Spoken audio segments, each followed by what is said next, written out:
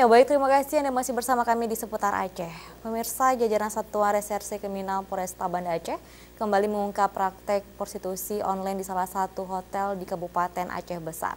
Selain mengamankan satu germo dalam operasi tersebut, polisi juga mengamankan 7 wanita muda terduga PSK online.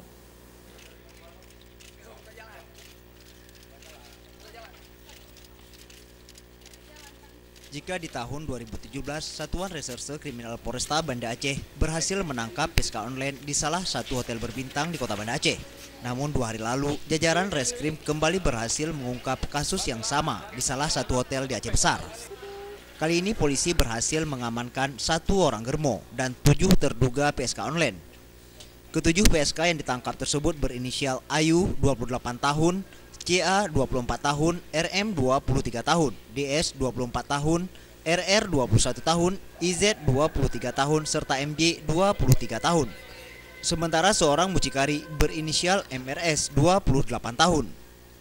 Menurut Kapolresta Banda Aceh, AKBP Trisno Rianto, pengungkapan praktek PSK online tersebut setelah petugas melakukan penyamaran dengan berpura-pura menjadi pemesan. Dia satu, karena kita pesan 2, baru diantar 1, tapi kita udah transaksi 2. Nah, pada saat selesai transaksi dari hotel.